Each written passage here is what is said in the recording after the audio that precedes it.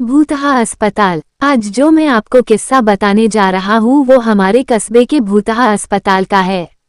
सारे कस्बे के लोग इस अस्पताल को भूतहा अस्पताल कहते हैं। इस अस्पताल का असली नाम विक्टोरिया अस्पताल है। इस अस्पताल को आज से करीबन 100 साल पहले अंग्रेजों ने बनवाया था। उस अस्पताल के सामने एक कब्रिस्तान है। मेरे दादाजी ने मुझे बताया था कि आज से 60 साल पहले इस अस्पताल में ऑपरेशन के दौरान एक लड़की की मौत हो गई थी। तब से उस लड़की की आत्मा उस अस्पताल में भटकती है। रात ढलते ही कोई भी इंसान उस रास्ते से नहीं गुजरता है क्योंकि उस लड़की की आत्मा राहगीरों को परेशान करती है। हालांकि मैं दादाजी की बताई पुरानी भूतहा कहानियों में ज्यादा विश्वास नहीं करता था। एक रात मैं अपने 2 दोस्तों अंकित और राजू के साथ रात को बाइक पर घूम रहा था। तभी मेरे एक दोस्त ने मुझसे विक्टोरिया अस्पताल वाले रास्ते से चलने को कहा। हम में से कोई भी ज्यादा भूत प्रेतों पर विश्वास नहीं करते थे और हमने उस रास्ते से जाने का पक्का किया। उस समय रात के 10 बज चुके थे। हम तीनों ने ये बात अपने परिवार वालों को नहीं बताने का वादा किया और उस रास्ते पर निकल पड़े। जैसे ही हम उस रास्ते से निकले, रास्ते पर रेत होने की वजह से हमारी बाइक फिसल गई और हम तीनों धड़ाम से बाइक से दूर गिर गए।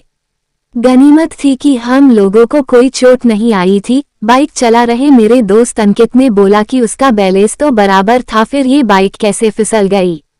हालांकि वो थोड़ा डर गया था तो मेरे दूसरे मित्र राजू ने बाइक चलाने को कहा। अब राजू बाइक चला रहा था। हम 1 किलोमीटर ही चले थे कि अचानक हमारी गाड़ी का टायर पंचर हो गया और गाड़ी की स्पीड तेज होने से गाड़ी इस बार फिर पिछली बार से भी दूर तक फिसलती गई। इस बार हमें कोहनियों और घुटनों पर थोड़ी चोट आई थी। अंकित फिर से बोला कि इस जगह में जरूर कोई गड़बड़ है, हम लोग वापस उल्टे चलते हैं।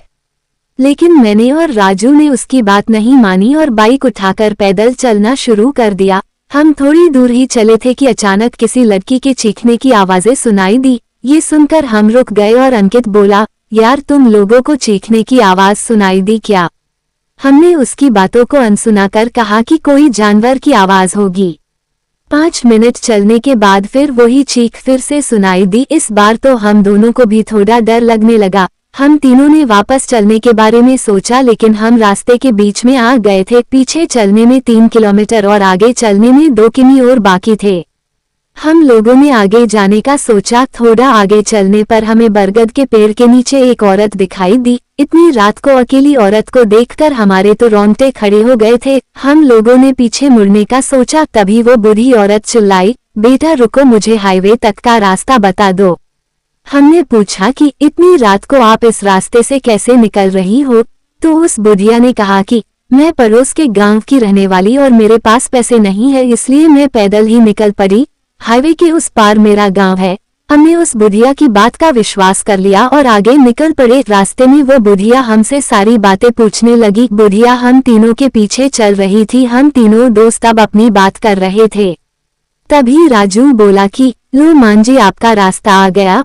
और वो जैसे ही पीछे मुड़ा तो वहां कोई नहीं था। हम तीनों की तो सिट्टी पिट्टी गुल हो गई। हम बाइक को धक्का मारते हुए जोर से भागने लगे।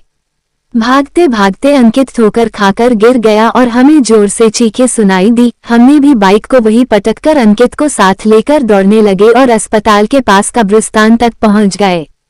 ये सब घटित होते 12 बज चुकी थी। हम पसीने से तरबतर हो गए थे और कब्रिस्तान पार कर एक मंदिर में रुक गए, क्योंकि अगर बिना बाइक के घर जाते तो जूते पड़ते। इसलिए उस रात मंदिर में ही रुक गए और सुबह होते ही बाइक लेकर अपने अपने घर आ गए और घर वालों दोस्त के यहाँ रुकने का बहाना बना दिया।